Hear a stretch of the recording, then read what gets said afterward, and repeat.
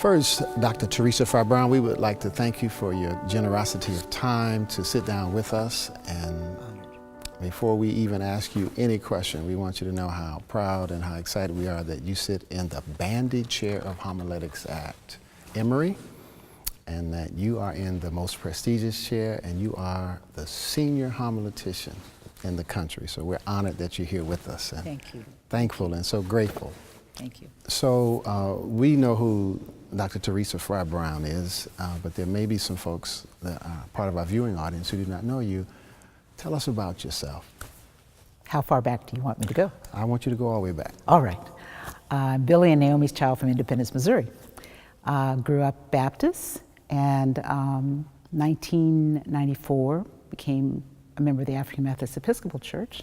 Second oldest of 7 children. Married and now widowed and have a daughter. And have been singing or talking about God for 66 years. Mm-hmm. Mm-hmm. Mm-hmm. So where are the beginnings of the inklings of a call?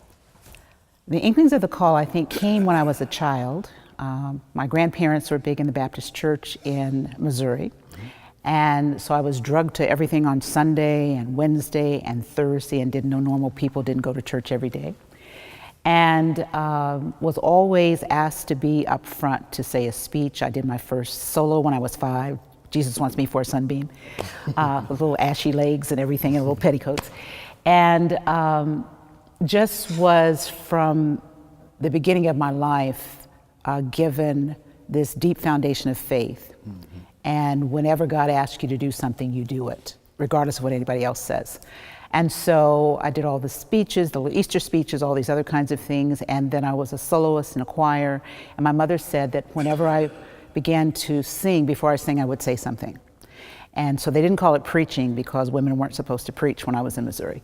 And from that, always received support from my family on whatever I was doing. And so when my mother was 51, she had the beginnings of what was Alzheimer's.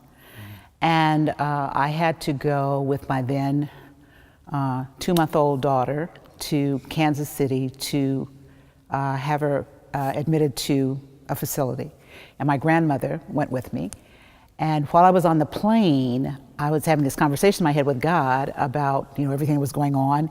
And in this conversation at some point in time, it wasn't a deep voice or anything like that. It was, I need you to do more. And I thought, well, what more? I'm Sunday school teacher, I'm choir director, I schlep coffee, I do everything. What more can I possibly do? And God said, I need you to do more. And I was thinking, well, what more? And then in my head, it was, I need you to teach, preach, and write. So I was immediately just kind of taken back because I thought, no, men preach, because that's what I was taught. The teaching and writing I have no problem with, but then it was very emphatic, teach, preach, and write. So when I returned from all my duties in Kansas City and went back to Denver to talk to my father in ministry, Jesse Langston Boyd, he said, and my then husband had just entered ministry, he said, maybe you're getting mixed up and you're answering Roger's call. And I said, no, Roger wasn't on the airplane. It's not Roger's call. And then he said, well, I don't know what to do because I've never had a woman tell me that she's supposed to preach. Go away and pray about it. Mm. So for a year I was told to go away and pray. Every time I showed up, he would say, go pray about it. So at the end of the year, I marked it on the calendar because I'm anal that way, right? And I said, Reverend Boyd, it didn't go away. And he said, I don't know how we're going to do this, but let's go ahead and work on it. And he said, then I need you to know that if we go through with this process, people are going to think that you are answering Roger's call. People are going to think that you want to abandon motherhood. People are going to think that you just want to sleep with, I'm trying to edit my language now, speaking of rhetoric. People are going to think that you just want to sleep with preachers, or people are going to think you're lesbian and you want to do what men do. And I said, God didn't say any of that stuff to me, so we need to go forward with this. And it was bruising. It was absolutely bruising. And all the things that he said came to pass from women and men in the church. And so I was the only one. In my ordination class, I was the only woman there. and then another woman came. So at that time, in the 140-some year history of Shorter AME Church, I was the first woman, and the first woman to come into ministry in my particular section of the country. So it was God speaking to, I don't know why this is messing with me. It was God speaking to me even above the noise of an airplane. And the voice never went away. And even though the church said that you had a call to preach, I understood that God put the other two things there. So when I'm in the board of examiners in the AME Church, African Methodist Episcopal Church, they said, so you're going to preach and pastor? I said, that's not what God told me to do. So as I say to my students now, there's a consequence for doing what God tells you to do and not what a board tells you to do. And so that's been my call all the way along, was to teach, preach, and write. And God has been faithful, because that's what I do, is teach, preach, and write now 35 years later. So, yeah, that's where the call emanated. It was that, and I know in studying that often people answer the call when they've gone through some life-changing kind of situation that brings their mortality before them.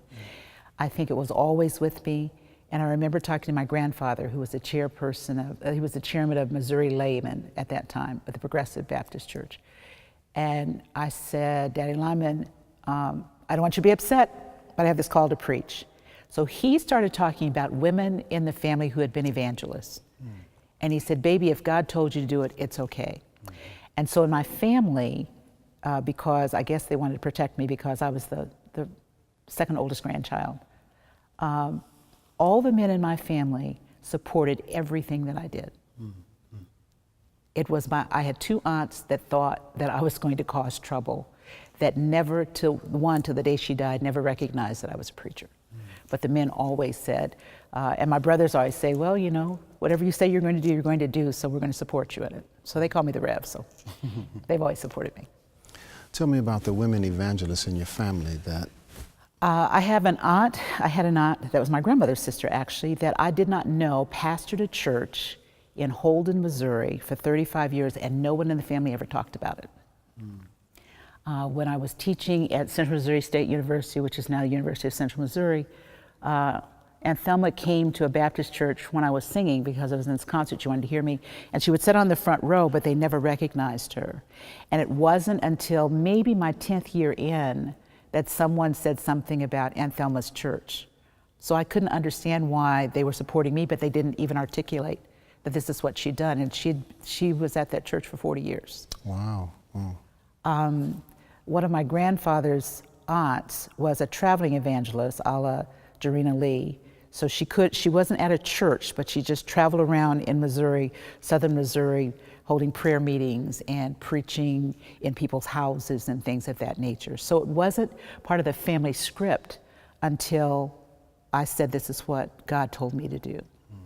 So it was a very interesting kind of thing. So I don't know why we kept it, well, I do know why we kept it a secret, because women weren't supposed to do that.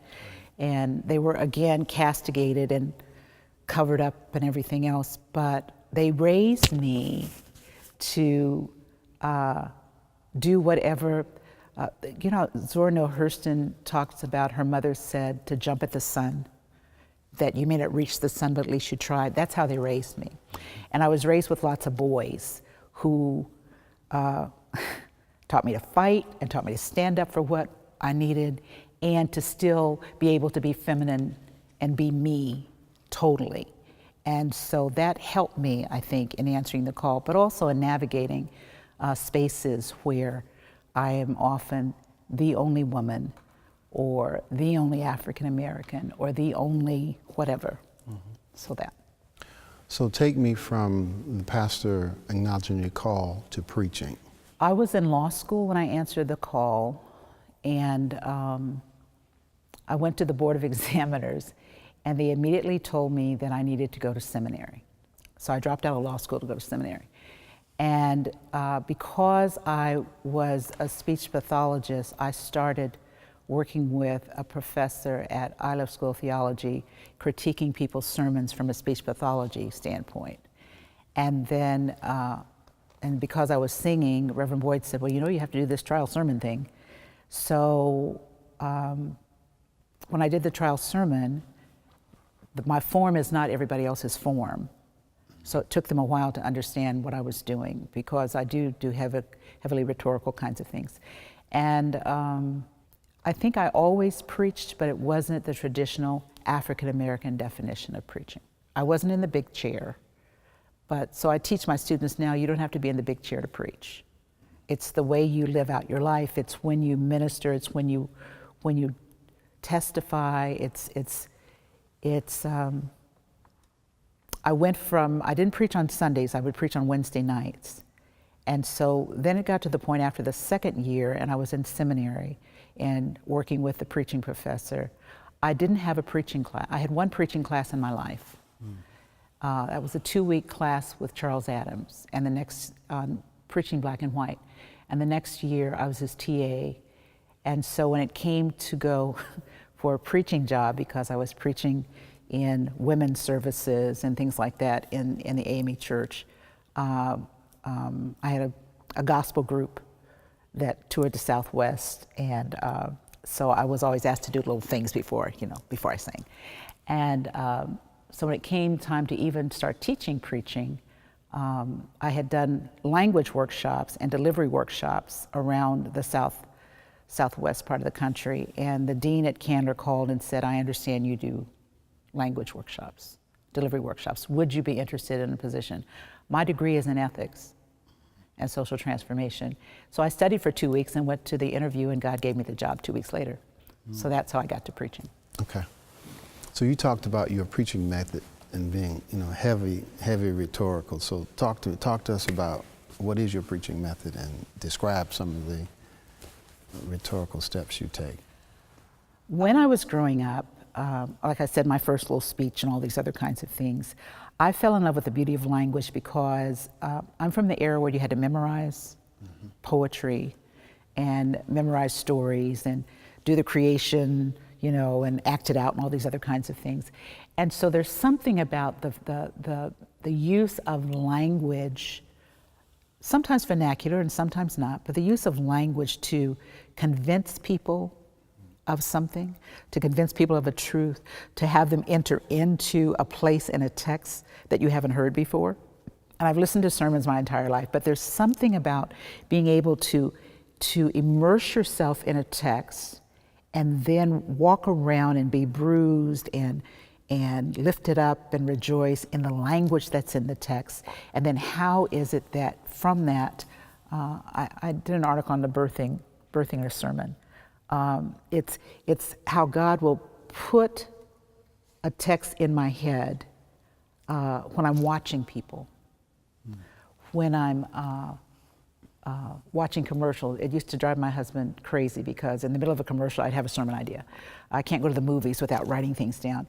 But it's taking in all of this stimuli and then thinking about how would God want me to use that language, those images, to pair that with a text to help people understand all the more what God wants, not what Teresa wants. My steps are, right now I'm thinking about the sermon I have to preach on Sunday. I never stop thinking about sermons. I never stop thinking about texts. I never start thinking about how to talk about a text. It's always in my sleep, so I keep things next to the bed so I write down things. It's an ongoing process, like Prathy Hall used to talk about, if you don't deliver a sermon, you will be perpetually pregnant. Well, it's like I'm always birthing new ideas, but it's then to take every part of me, every creative spark that I have, and put it into a sentence. It's to play with language. It's to think about what the people, as Gardner Taylor would say, to put myself in the seat of the listener. It's to think about, how is that 5-year-old, what kind of language can I use with that 5-year-old to help them love Jesus? It's to think about how to work with a multiply handicapped child, and how do I enter in effectively so that, as Ola Moyd said, I can reach each ache. I don't do the 50 hours. I do every second for the next sermon. Every second is for the next sermon. Every experience is for the next sermon. every tear is for the next sermon. So I start the morning watching all the news, because someplace in there is the next sermon. And that's part of my strategy. So it's not clean. Sometimes I dance the sermon. I'm a liturgical dancer, believe it or not, with all this, I liturgically dance, right? It's in various types of music, but I just see, I don't see demons, I see God everywhere. So it's that kind of ongoing, how do I convince, convert, persuade people with the language, not to come to me, but to come closer to God. I try to, when I'm writing a sermon, I think of with whom I'm preaching, the persons with whom I'm preaching. I'm thinking about the context in which I'm preaching. I'm thinking about the social milieu that I believe that many of the people exist in from time to time. I think about what impacts us all and try to find language to lift up different concerns all in one sermon so that we can pull people in at different times, but never losing the text. I think it's critical that we never lose the text. You know, from teaching, preaching, sometimes I'll listen to a sermon and I keep thinking, okay, where's the text? Where's the text? Where's the text? The people need to know the text. If not, it's my opinion. So I can lace or weave in contemporary kinds of things in an ancient text, because I think that's what the ancient text did. That I have to earth the sermon as best I can. And because, again, I know I'm going to keep saying language, but that's who I am. And because I want to use language that people can remember, and repetition so people that can remember, but I also want persons who are listening to understand that God is in the center of everything. In a text that may be thousands of years old, but the text is still very new, that God never leaves us. And so my intentionality is the ongoing presence of God in spite of. Okay, and that the words that we preach should break barriers, not build them up. Because I've also heard those castigating kind of sermons that other people the whole time.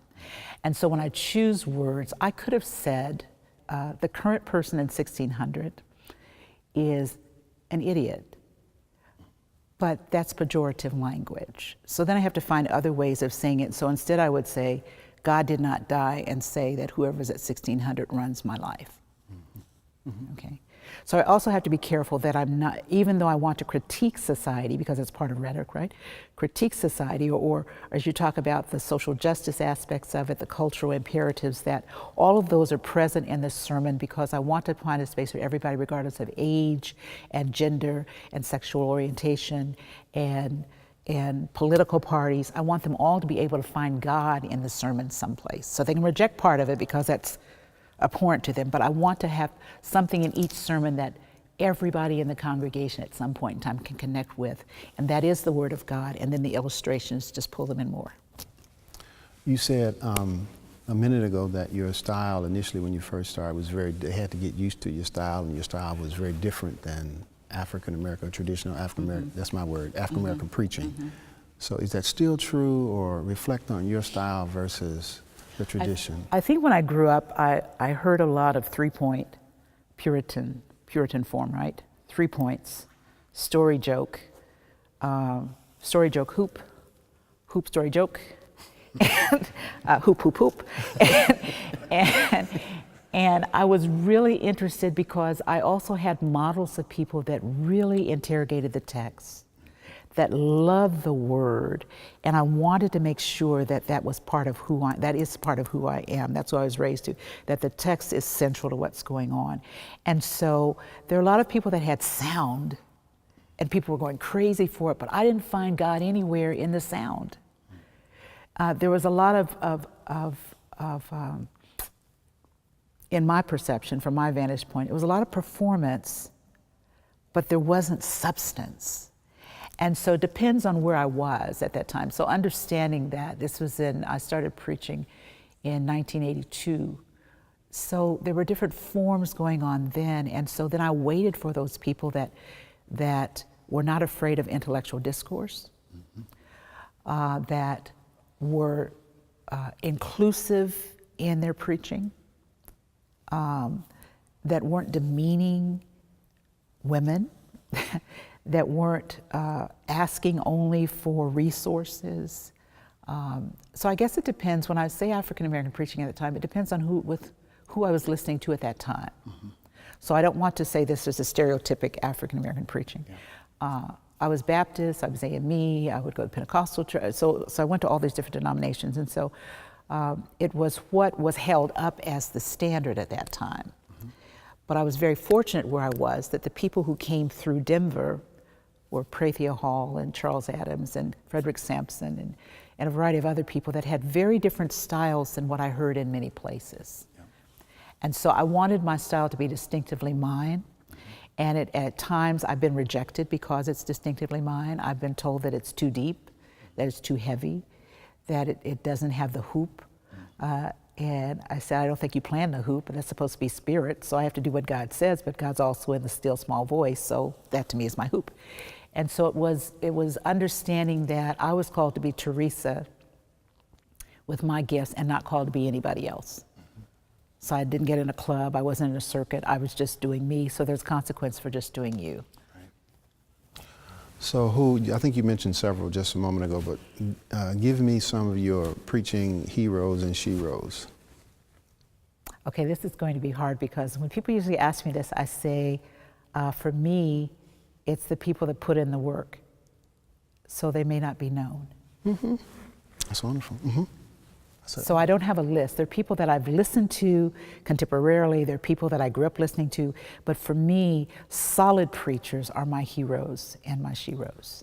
The ones that do all the work of pastoring, but have a word that gives life on Sunday or Wednesday or Thursday. That works for me. And so we're not the cheers, everybody knows my name. It's the people that I can observe, that I can just sit, and they're just so distinctively them, but there's integrity in their preaching. There's authenticity in their preaching. You can tell that they've been with God. And they don't have to have a lot of applause or tell people to say amen. It's just there. And that to me, those are my heroes. And those are my sheroes in preaching. And some of them are not ordained. My grandmother was the greatest preacher in the world. Okay. And it was in sitting down and talking to her and picking up witticisms and how to analyze people and how to be present with people in this all-encompassing, all in Haggie's children kind of thing, that we love everybody in spite of who other people say they are. Mm-hmm. That to me is sermon. So I don't want to do the cliche-ish, I'd rather see a sermon than hear one. It's just the people that I know love the Word of God, love God's people, and are grateful for the and are grateful for the opportunity to say something for God. That to me is what my preaching lodges on. I understand who I am. I understand where I've been. But every time I'm allowed the opportunity to preach, I get so nervous because this is God work for me. It is God allowing God's word to reside in my head, in my heart, and then I'm allowed to share it with people who may or may not accept it, but it's still God work. And that to me is the essence of preaching. Oh my goodness. I always talk about slinging snot, and here I go. It's the privilege of preaching, because we understand that in the biblical text, you weren't even supposed to say God's name. And God takes earthen vessels that have all kinds of scars and histories. And God says, I want you to stand before the people and say, this is not play acting. This is not so people can love you. You have a hard challenge, which is to take the history of what I've been with people, is to take what you know across the course of human history, is to take those times when it doesn't seem like I'm there at all, is to take people throwing things at you, is to take people saying that you're all kinds of people, and still I want you, Teresa, to stand there and say something on my behalf. and to be responsible enough to stay till the end of the service. Don't run to your office, but stay to the end of the service. So if somebody disagrees with you, you can still discuss it and understand that they don't really love you, they love the God you're representing. That to me is the essence of what it means to be a preacher, and that's me. That's wonderful. Thank you so much. I was blessed just to sit with you to break that out. Thank you. If I were to ask you, generally across all of the preaching students you've had, what would, as a conglomerate, what would they say are the 3 top teachings or lessons of Dr. Teresa Farr-Brown? So the first day of class, my students preach for 30 seconds. They walk in, I give them a text, they preach. Some of them are not sure they're called to preach. Some of them are terrified. But I think it's important to start recognizing the voices within you. So one of the first things that my students, even the ones that tell me at the end, I hated you in class, but I'm always prepared to preach. I think that if you answer a call to something, you have to always be ready and not tell people, no, I didn't have my 50 hours to exegete a text. The text should be living within you. So the first thing I tell them is to always be ready. Mm-hmm. The second thing is to be you, to do you, to preach as God has instructed you to preach, even with the pressures of cloning. Even with the pressures of, we can only invite you if you fit this stereotype, if you dress a certain way, or if you're going to do this at the end, or if you're going to sound, just do you, because understand that God called you, society did not. The third is textual integrity. Textual integrity. Don't make the text up. People know when you lie. Don't make examples up. People know when you lie. Be honest with the people. Never manipulate the people, but be honest with the people. I think those are the 3. Be ready, be authentically you, and have some integrity about what you're doing. Those are the 3 things. If you had to talk to us about your most difficult preaching moment, what would that be? It was my most difficult just because of the context. You're the one in the family who preaches, and so you're called to do all the family stuff. So when my mom died, she was a member of a Baptist church in Kansas City. And my sister called and she said, Teresa, you understand that you're going to preach a eulogy, but it's a Baptist church. I said, okay. When I got to the church, the pastor wasn't there, but all the ministerial staff was there. And they said, we are here to keep you out of the pulpit. This was in 2000.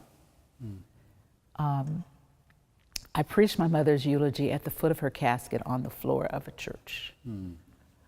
And it was difficult because it was my mother, but also because I had to understand, again, what I've been teaching my students, that all ground is holy ground, so it didn't matter where I was standing. And when I finished, my grandmother said, you did what God wanted you to do. It doesn't matter where you stand, just preach. So my sermon, Just Preach, came out of that. That my womanist sensibilities was, no, I need to be in the pulpit. This is my mom, how much you disrespect her wishes was there. But at the moment that it was time to do it, God said, just stand. And that was the most difficult. It wasn't when I preached before 10,000 people. It wasn't when I'm preaching in Europe. It wasn't any of that stuff. It was all the emotions that came to pass. And so it was, okay, am I going to fight this fight now, or I'm going to honor my mother? And it was honor my mother, because I could live another day to fight, right?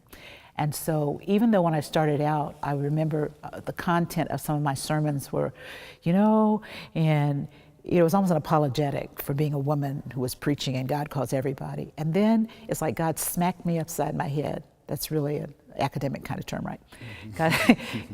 And God said, I didn't ask you to say all that. I told you to go do this thing. And so it was understanding that if I let God do all the social political stuff about me preaching and I just preach wherever, then I've done what God tells me to do. So that was difficult. So I think that I can preach anywhere after that. And I can preach anything. It's never been about content, because most people know I'm going to do that social justice thing. That's me. That's my passion. My preaching passion has to do with inclusivity and the beloved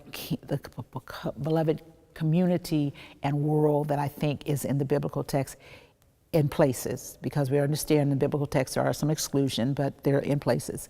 But that's my passion. That's what I'm called to do. So that doesn't even bother me anymore. I can talk about anything.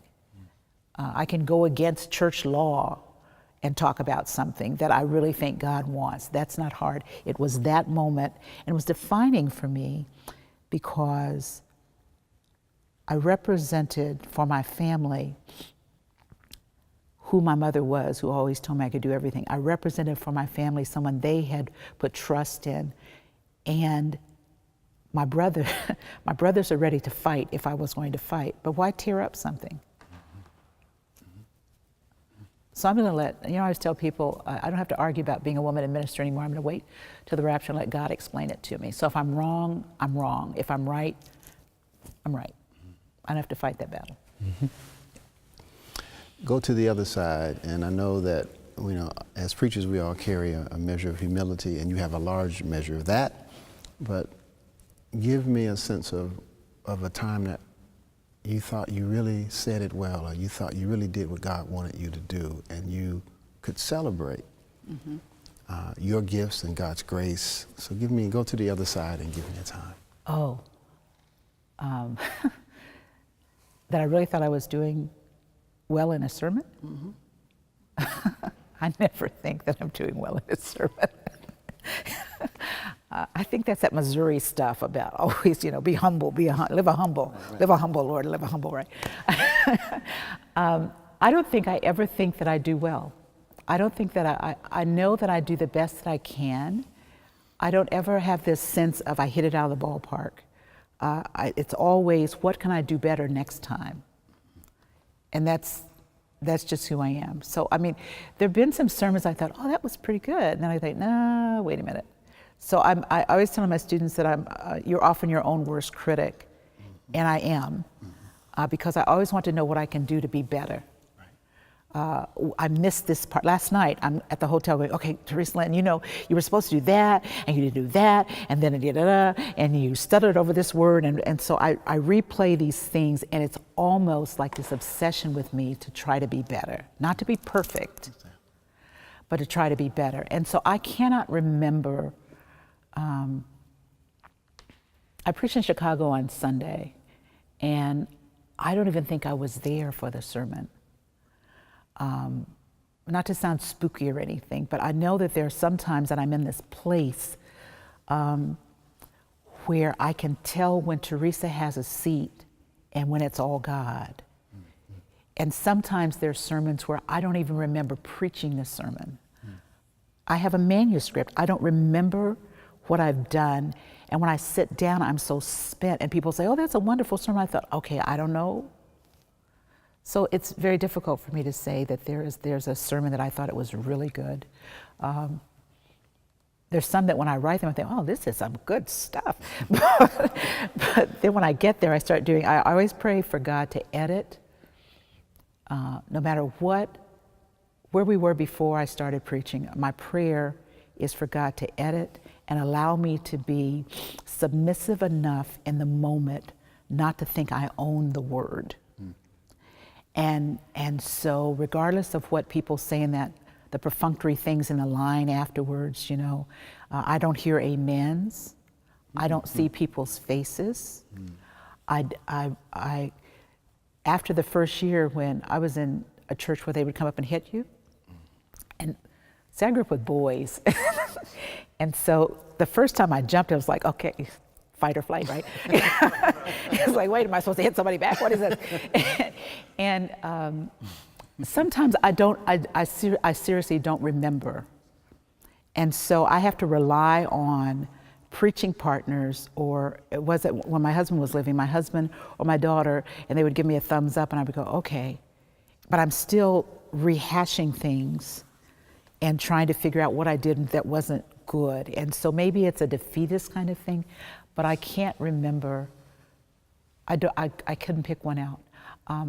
I did Hampton a few years ago, and I was the lecturer in the morning, and I wrote lectures. This is how I do language. It said lecture. I wrote lectures. I got to Hampton, and Bishop Bryant said, Doc, you have to preach. I said, Bishop Bryant, it says lecture. William Watley comes up and says, you have to prelect. I said, what in the world? I didn't say that, but what in the world is a prelect? And he said, you have to sound like a sermon. I said, no, a lecture is this, a sermon is this.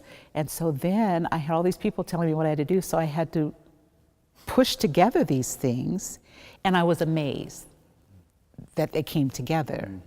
So if I could think of a time that I was like, oh, that worked pretty well, it would be the prelects at Hampton. Well, I was there, and you were amazing. I was sitting right there. So, which leads to my next question. So, what do you do with affirmation, or when people walk up to you and say, "Oh, that was just so awesome. That changed my life. It was just a blessing." So, what do you do with that feedback? It's my Missouri upbringing again. I usually say, "Thank you" or "Bless you." Pray for me.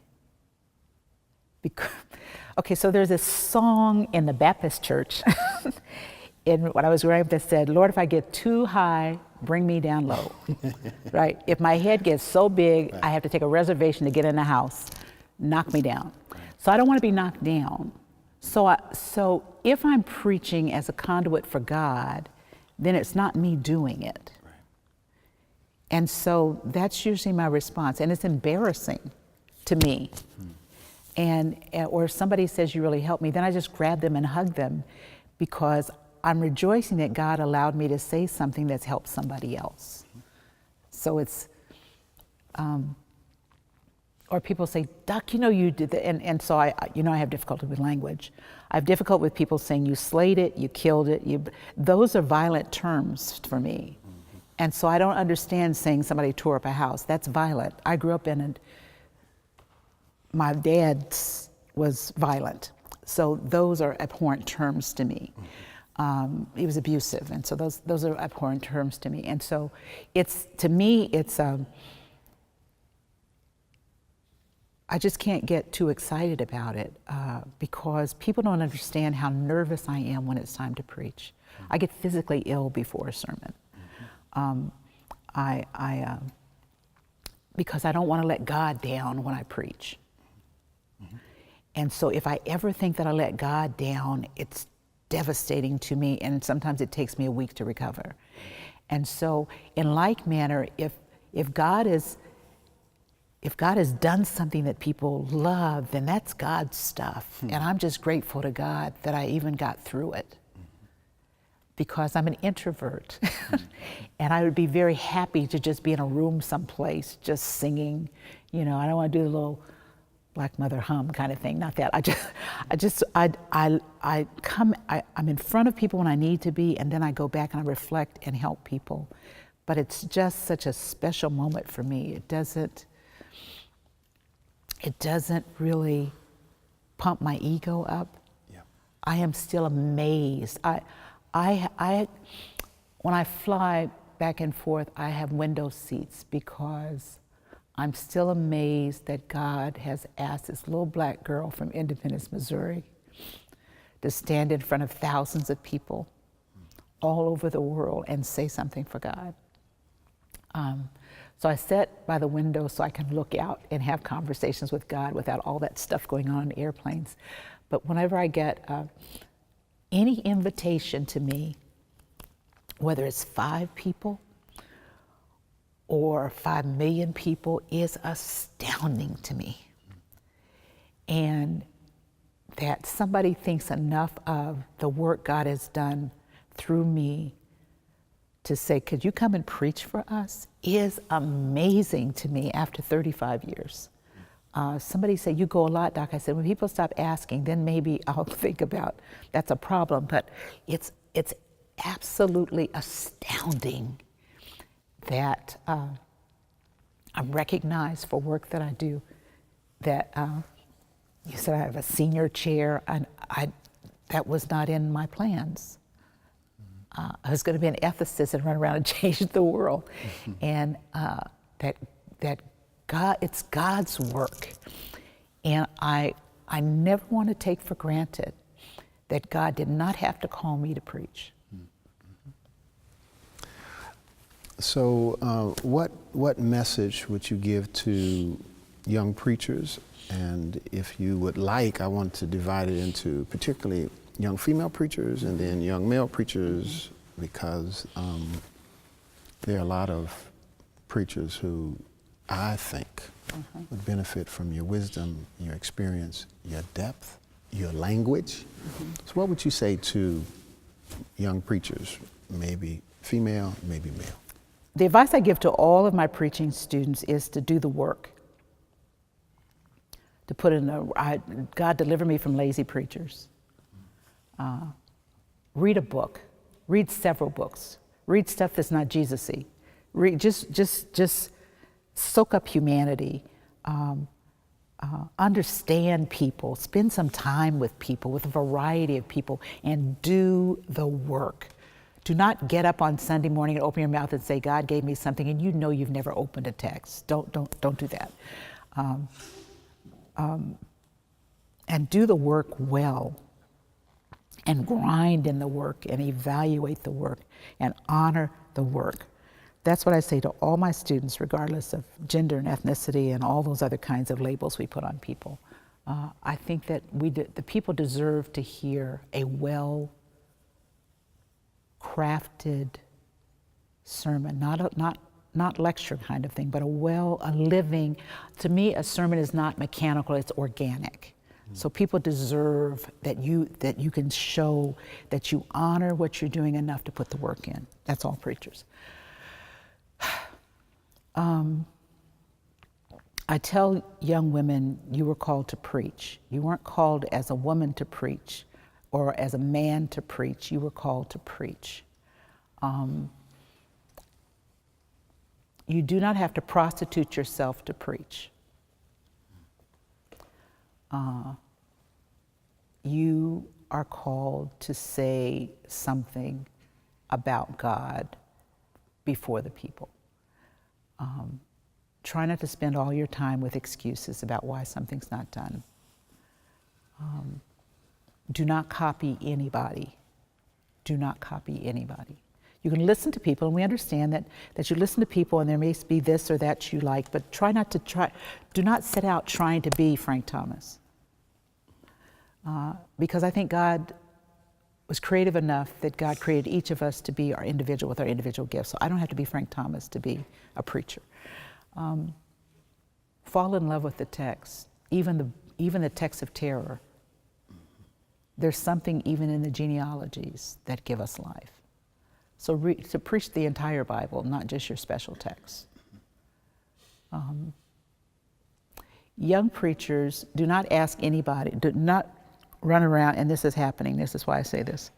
And this came to my attention about 7 years ago, where younger preachers, because they think old preachers that are pastoring will never die, and some of them won't,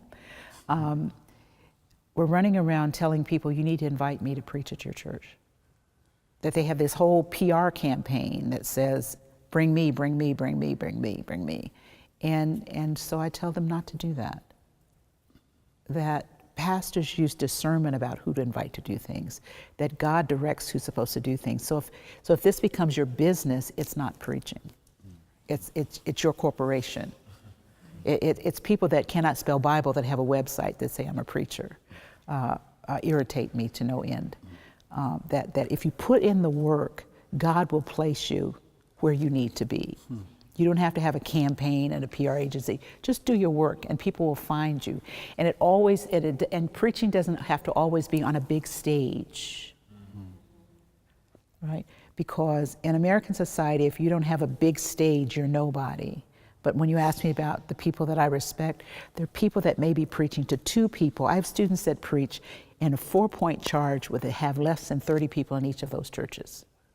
They're putting the work in, and they're doing what they need to do. And people may never know their names, but they're doing the work. And that's what I try to teach them.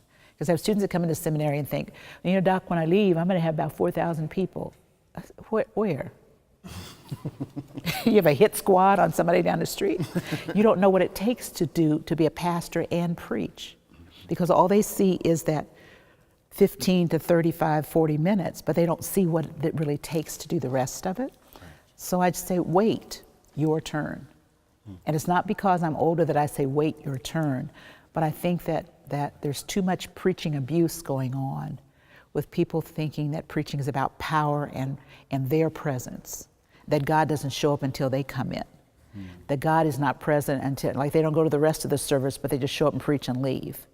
That preaching is worship. It's in the context of worship, so be there for everything instead of just showing up when it's your, you know, somebody, and here comes Teresa. No. No, because the last time somebody was announced, I think they were on a cult coming into town and they got killed. Okay. I digress. Okay. I'm not crying. So given all the accolades and the tremendous symbol that you are to so many, how do you stay humble in the midst of all of that? My devotional life is, I sing. I'm a lyric soprano. And so I listen to all kinds of music, but I also try to understand people and the variety of emotions that people have. And I just love, this is going to sound strange, I just love God. And I have, when I was 23, I had cancer. And it came back when I was 38. And I'm 66. God didn't have to leave me here any of those times. And so because God has allowed me to continue to do what I do, in spite of what my body says I can't do, I just love God doing whatever God is doing. And so I think that this whole song, "He Didn't Have to Let Me Live," glad to be in the service one more time. That's me. Yeah, that's what it is. I'm just glad to be alive. And as everyone has the testimony that there are many people in their age range that are no longer here or no longer able, as long as I can put one foot in front of the other with or without my pumps, I'm good. So with the rigorous demands of the bandy chair, your leadership in so many spaces, preaching, teaching, so how do you take care of yourself? Tell us about your self-care routine. There's this old thing about laughter is the best medicine. I try to take myself too seriously, but I sometimes, I was what was called a parentified child, in that I had to raise my younger brothers and sisters because my mother worked 2 jobs and my dad had his own personal demons. And so I grew up as my childhood was adulthood. So every now and then I just go out and do whatever with children. I take off. Sometimes I did a few weeks just to go visit one of my relatives with no computers, no anything. I have what is called a FUNK day, a funk day. I took my time because people say I cuss when I say that word, where I do nothing. I unplug everything. I think that was modeled by Jesus, who, when they were upset because Lazarus had died and Jesus took Jesus' time to get there, I send prayers. I don't always have to be present. My prayers will go further than my presence. And this was deepened when I took care of my, sometimes I have friends who'll just come by and say, T, we have to go. My husband used to just pack a bag and take me someplace, so sometimes I just take off. and I can, without the gaze of people that want me to do. I try to eat right. I had a trainer up until I was taking care of my husband as he was dying, and I kind of stepped away for a while, but I was doing that for a while also.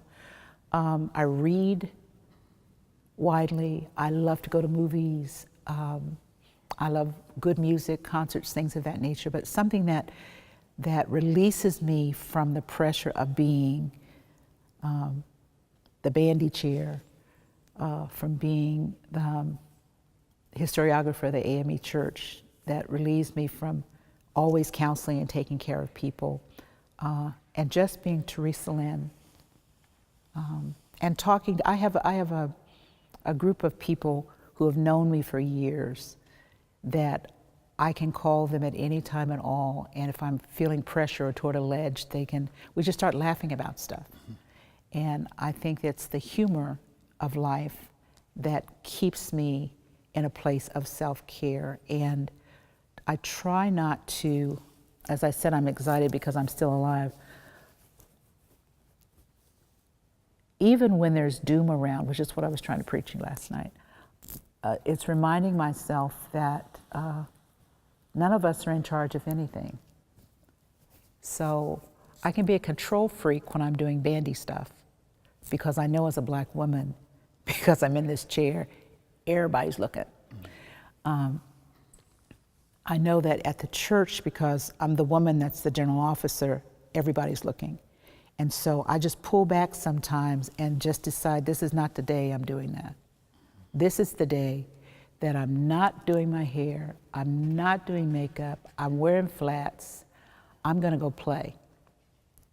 Now there are some places I play I will never tell anybody about. But Las Vegas is in the title. And so I just do that. I hang out with friends, and usually friends that are not ministers, because it helps me if I'm not around preachers all the time, because I think that can kill your spirit, being around preachers all the time. Nothing against preachers, but you can die being around preachers because all we talk about is preacher stuff. And I have children that I call my children that I cook. I love to cook. I design things, and so I can just be me without all that professional weight. And I'm also, this is the last thing, I'm very careful about who I invite into my house. I don't invite negative people into my house. And if somebody comes in and they turn negative, they don't have another invitation. Because my home is a sanctuary to be an individual who loves life and wants other people to be comfortable. And so that to me is a big relief. So I just don't invite that into my space. I also listen to a lot of jazz and R&B. I have a big listening room in my basement. And so sometimes I just go down and scream at the top of my lungs, and it's wonderful. It's wonderful.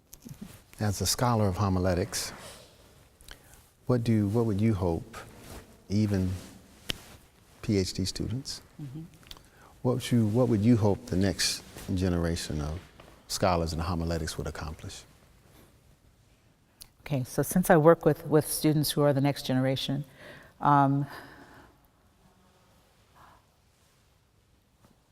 I say this in the academy and also the church. I think that knowing the foundations but not being controlled by them of homiletical theory, of rhetorical discourse is important, but always build on that. Find better ways of doing it. Find new ways of preaching. Find a more inclusive form of preaching, a better delivery of preaching. Different vehicles for preaching. So if you look across, well, you're studying history right now, but there's always been some improvement, but you still see this core from Christenstoff and everyone from the beginning of rhetoric, that you always see that's the foundation, and then all these other kinds of things have built on top of it. And so for the next generation, not because I'm going off the scene, but preserve the voices of the people who came before you, understand the theories that were before you, but make new theories, Always make new theories. Improve on what was there. Don't throw it away. Just this is something we do in addition to it. That's how I think that scholarship is built. Not by tearing away what was there before, but critiquing it. And critiquing it not just to dismantle it, but to say, oh, but you missed this, or let's add this into it. And then I think that even though we've lived through the preaching is dead era, we've lived through the you only have to do it this time era, we've lived through the school of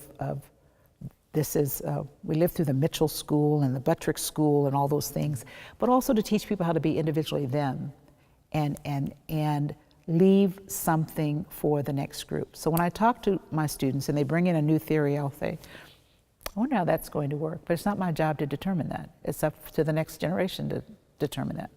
I wouldn't want anyone to say that because I started walking, was the first one to write about womanist homiletics, doesn't mean I don't want somebody else to do it, because they may see something else.